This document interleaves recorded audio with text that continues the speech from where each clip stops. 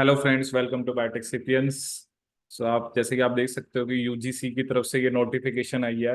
That is a public notice for national eligibility test as an entrance test for admission to PhD. ठीक है, तो ये एक notice आया है। ठीक है, तो जिन भी बच्चों को इस बारे में नॉलेज नहीं है कि नेट के बारे में, तो पहले मैं आपको बता देता हूँ। जो नेट का एग्जाम होता था पहले, that is mainly for JRF and lecturership, जो असिस्टेंट प्रोफेसर की के लिए होता था।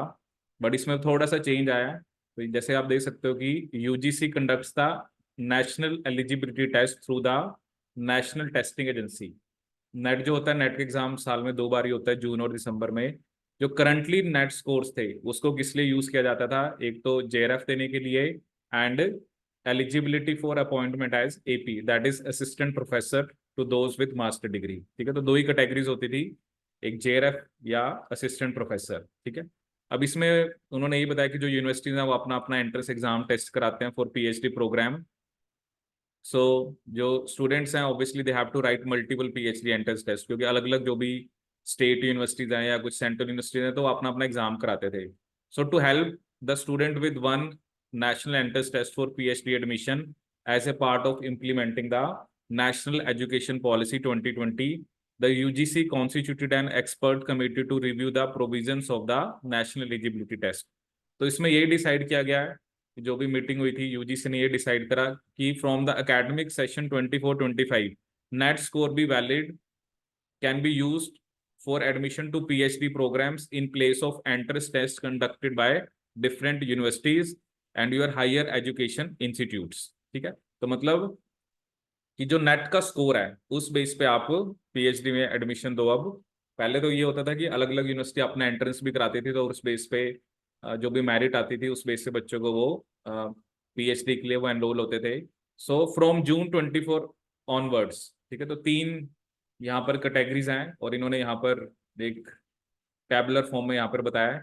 Category 1, award of JRF as well as assistant professor. तो इसमें आप जेआरएफ के लिए भी एलिजिबल हो, असिस्टेंट प्रोफेसर के लिए भी एलिजिबल हो और पीएचडी एडमिशन के लिए भी। कैटेगरी 2 में appointed as AP and your admission to PhD, so you are not getting JRF. And category 3, that is basically for PhD admission, so that is not a JRF, not for assistant professor. The result of net will be declared in percentile along with marks। ठीक है, तो यहाँ पर एक मैं point add करना चाहूंगा। जो लाइफ साइंसेस का एग्जाम हो रहा था उसमें अभी तक परसेंटाइल ही आ रहा था। ठीक है, क्योंकि एग्जाम 2 शिफ्ट में हो रहा था तो उसको नॉर्मलाइज करने के लिए। तो लेकिन जो बाकी एग्जाम्स हैं, केमिकल साइंस है, फिजिकल साइंस है, मैथमेटिकल साइंस है, तो उनके तो मार्क्स आ रहे थे क्योंकि वो एक ही शिफ्ट में हो रहा था। तो अभी इन्होंने ये कहा है, तो अब देखते हैं कि लाइफ साइंस में क्या आता है। तो इन्होंने तो यही कहा है कि आपका परसेंटाइल के साथ साथ आपके मार्क्स भी वो बताएंगे। कहते हैं जेआरएफ क्वालिफाइड जो स्टूडेंट्स हैं ऑब्वियसली अभी भी वो पीएचडी प्रोग्राम में इंटरव्यू के बेसिस पे उनको एडमिशन मिलता है। लेकिन जो कैटेगरी 2 और 3 में आएंगे, 70% weightage will be given for the test score and 30% weightage for interview for admission to PhD program. ठीक है, तो 70% तो जो नेट का आपका स्कोर है उसकी वेटेज होगी, और 30% जो पीएचडी प्रोग्राम जो आपका इंटरव्यू होगा उसकी वेटेज होगी। ठीक है, तो पीएचडी एडमिशन जो कैटेगरी 2 और 3 है तो उनका किस बेस पे होगा?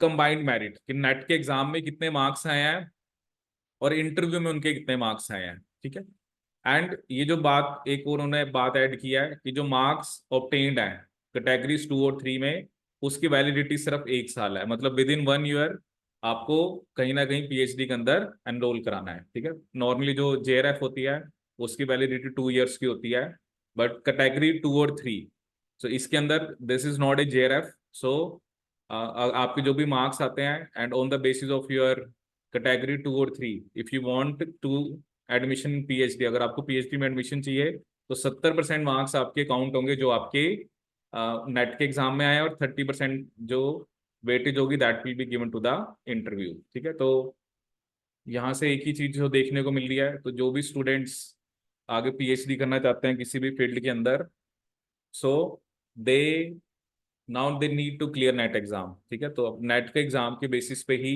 उनको, या उनका जो मार्क्स आएंगे उसके बेस पे उनको पीएचडी में एडमिशन मिलेगा। तो ये यूजीसी ने कहा है कि अलग अलग यूनिवर्सिटीज अपना एग्जाम ना कंडक्ट करा के they should use the merit of this particular जो मेरिट आपका नेट के एग्जाम से जो यूजीसी जो मेरिट देगा उस बेस पे आप उसको बेसिकली एडमिशन मिलेगा स्टूडेंट्स को, ठीक है। सो this is all about this video. So for all these kind of videos, please subscribe to our channel Biotech Sapiens. Thank you so much.